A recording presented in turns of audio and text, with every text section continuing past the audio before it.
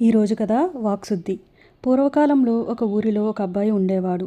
అదేమి మహిమో గాని అతని నోటి వెంట ఏ మాట వచ్చినా సరే అది అన్న ప్రకారం జరిగి తీరేది. ఆ కారణం చేత అందరూ ఆ పిల్లవాణ్ణి వాక్శుద్ధి అని పిలిచేవాళ్ళు. ఒక రోజున అతని చెల్లెలు, అన్నయ్య, తోటలోకి వెళ్ళి మామిడి పళ్ళు కోసుకుందాం రా అని చెప్పి తీసుకుపోయింది. చెట్టు నిండా పళ్ళున్నాయి కానీ చేతికి అందటం లేదు. పోనీ పొడిగాటి కర్ర దొరుకుతుందేమోనని వాక్శుద్ధి వెతికాడు. కర్ర కనపడలేదు కానీ ఒక రాయి దొరికింది. ఆ రాయి తీసుకుని ఆ పండు వైపు విసిరాడు. మామిడి పండు ఎప్పుడు కింద పడుతుందా, ఎప్పుడు తిందామా అని అతని చెల్లెలు ఆత్రంగా ఉంది. ఆమె అలా ఆత్రంతో కనిపెట్టుకుని ఉండగా వాక్శుద్ధి విసిరిన రాయి గురి తప్పి ఆమె కణతకు తగిలి ఆమె వెంటనే కింద పడిపోయింది. ఆమె కణత నుండి ప్రవహిస్తున్న నెత్తురుకు వాక్శుద్ధి తన తువాలతో తుడిచి కట్టుకట్టాడు.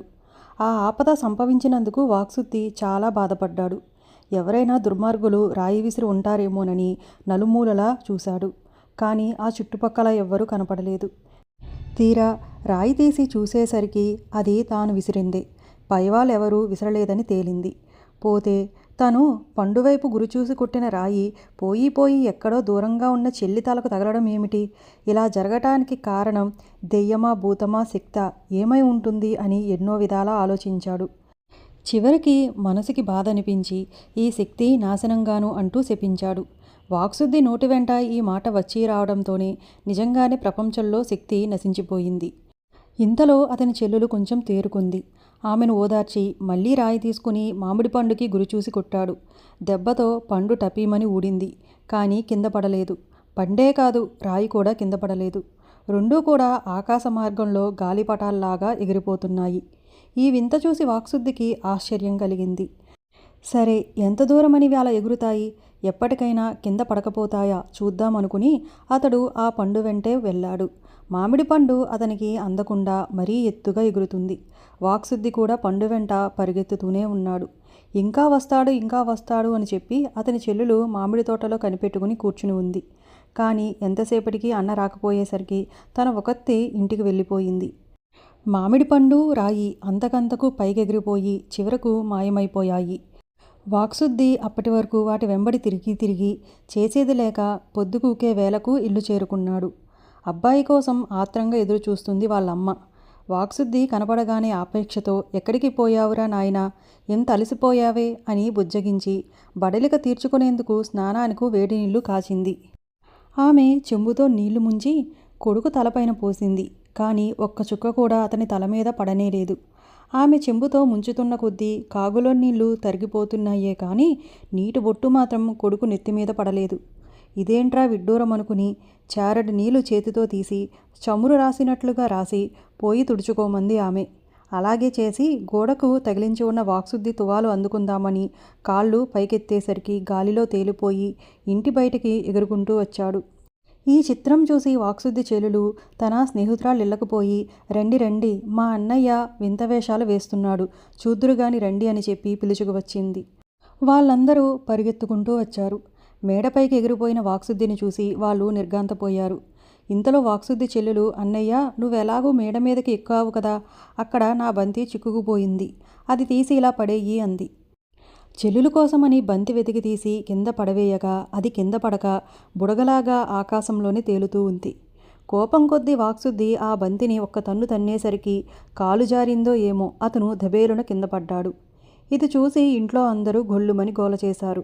వెంటనే డాక్టరుని రప్పించారు. డాక్టరు ఇంజెక్షన్ చేద్దామని మందు ఎక్కించబోతే ఇంజెక్షన్ గొట్టంలోకి మందు ఎక్కలేదు. మరొక గొట్టం తీసి చూశాడు, అందులోకి ఎక్కలేదు.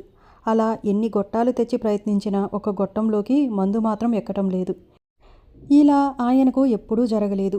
ఈ విధంగా ఉండేసరికి డాక్టర్కే ఆశ్చర్యం కలిగింది. పిల్లవాడు బ్రతికే అవకాశం లేదు కాబోలనుకుని తల్లిదండ్రులు కంగారు పడుతున్నారు. ఆ సమయంలో అక్కడ మూగిన కొంతమంది వాక్శుద్ధికి దిష్టి తీశారు. కొంతమంది మంత్రించిన విభూతి బొట్టు పెట్టారు. అలా ఎవరికి తెలిసిన ప్రక్రియ వాళ్ళు చేసి చూశారు. ఏ తల్లి చేతి చలవ వలనో కొంతసేపటికి వాక్శుద్ధి తేరుకుని లేచాడు. అతను లేవగానే ఎవరిళ్లకు వాళ్ళు వెళ్ళిపోయారు. మరునాటి నుంచి వాక్శుద్ధిలాగే వాక్శుద్ధి స్నేహితులు కూడా గాల్లో ఎగురుతూ ఉన్నారు. ఒకడు తాడి చెట్టెత్తు, ఇంకొకడు 4 తాళ్ళ చెట్లెత్తు, మరొకడు 10 తాళ్ళ ఎత్తు వరకు కూడా ఎగిరి కిందకి దిగివచ్చారు. ఎలా ఎగురగలుగుతున్నారో వాళ్ళకే తెలియటం లేదు. ఇంకొక కుర్రాడు పైకెగిరి మరి కనపడకుండా మాయమైపోయాడు. వాడు ఎక్కడికి పోయాడో తెలియనే లేదు. చాలామంది భూమిపైన పాదం మోపకుండా ఇంచుమించు గాలిలో ఈదుతున్నారు. ఒకడు నీటి మీద నడిచాడు. ఇంకొకడు తలకిందులుగా నడిచిపోతున్నాడు. ఒక్కటేమిటి, ఎలా తలుచుకుంటే అలాగా, ఎక్కడికి పడితే అక్కడికి వాళ్ళందరూ ఎగిరిపోతున్నారు. పిల్లలను చూసి పెద్దలు కూడా ఆకాశ ప్రయాణం ప్రారంభించారు. మొగ్గలు వేయటం, గాలిలో ఈదటం మాత్రమే కాదు, గోపాలకృష్ణుడు గోవర్ధన పర్వతాన్ని, హనుమంతుడు సంజీవిని పర్వతాన్ని ఎత్తినట్లు వాళ్ళు కూడా బరువైన వస్తువులను ఇట్టే ఎత్తేస్తున్నారు. అయితే కొన్ని ఉపయోగమైన పనులు కూడా జరుగుతూ వచ్చాయి. ఎటువంటి ఆసరా లేకుండా బట్టలు గోడలకు అంటుకుని ఉండటం, మేజాబల్లలు లేకుండా ఎత్తుగా ఉన్న పాత్రలు పడిపోకుండా ఉండటం, ఇట్లాంటివి జరుగుతూ ఉన్నాయి. కానీ అంతటితో ఆగక అనర్థాలు కొన్ని కలగటంతో ప్రజలు జీవించటం కష్టమైపోయింది. అవేమిటంటారా? దాహంతో గిలగలాడుతున్న వాళ్ళు గుక్కెడు నీళ్లు గొంతులో పోసుకుందామంటే పాత్రలో నీళ్లు ఊడిపడవు. రోజురోజుకి గాలిలో వేడెక్కువ కావటం వల్ల ప్రజలకు సెగ కొడుతూ ఉంది. ఎన్నాళ్ళైనా చల్లటి గాలి తిరగకపోవటం చేత వాన కురిసే ఆశ కాస్త అణగారిపోయింది. క్రమంగా నీటిపైన ఓడలు, భూమి మీద బళ్ళు కూడా తలక్రిందులై బోల్తా కొట్టడం ఆరంభించాయి. చివరికి జనం ఊపిరి పీల్చుకోవటం కూడా కష్టమైపోయింది. ఈ కష్టాలను ప్రజలు భరించలేక పెద్ద మర్రిచెట్టు కింద ఊరి పెద్దలు సమావేశమయ్యారు. బుద్ధిమంతులు విచారణ చేసి దీనంతటికీ ఒక్కటే కారణమై ఉంటుందని నిశ్చయించుకున్నారు. అది ఏమిటంటే, వాక్శుద్ధి మామిడి తోటలో తన చెల్లెలి తలకు రాయి తగిలినప్పుడు ఏదో దుష్టశక్తి ఆ పని చేసి ఉంటుంది అనుకుని ఈ శక్తి నాశనంగాను అని శపించాడు. వాక్శుద్ధి నోటి వెంట వచ్చిన మాటకు తిరుగులేదు కనుక ఆ శాపం వల్లే ఇప్పుడు శక్తి నాశనమైపోయింది అని ఊరి పెద్దలు అన్నారు.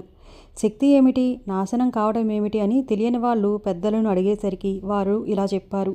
మనం నివసిస్తున్న భూమికి ఆకర్షణ శక్తి ఉంది. అనగా ప్రతి వస్తువు భూమి తన వైపు లాక్కుంటుంది. ఇప్పుడు వాక్శుద్ధి శపించటం వల్ల ఆ శక్తి లేకుండా పోయింది. అది లేకపోవటం చేతే మనుషులకు, వస్తువులకు కూడా బరువు లేక ఎక్కడివక్కడే ఉండిపోతున్నాయి. గాలిలో బరువు, ఒత్తిడి లేకపోవటం వల్ల వస్తువులు, మనుషులు ఎగిరిపోవటం జరుగుతుంది. పైగా ఇందువలనే ఊపిరితిత్తుల్లోకి గాలి ప్రసరించటం మానేసింది అని అన్నారు. ఇదంతా విన్న తర్వాత ప్రజలందరూ వాక్శుద్ధి వద్దకు వెళ్ళి, నాయనా వాక్శుద్ధి, నీ మాటకు తిరుగులేదన్న సంగతి అందరికీ తెలుసు. నీ చెల్లెలి తలకు రాయి తగలటం వల్ల కోపం కొద్దీ ఈ శక్తి నాశనం కాను అని నువ్వు శపించటం కూడా చాలామందికి వినిపించింది. అయితే ఆ శాపం వలనే ప్రపంచం ఇలా తారుమారు అయ్యింది అన్న విషయం ఎవరూ కనిపెట్టలేకపోయారు. ఇప్పుడు ఊరి పెద్దలు సభ చేసి ఈ కష్టానికి నీ శాపమే కారణమని నిశ్చయించారు.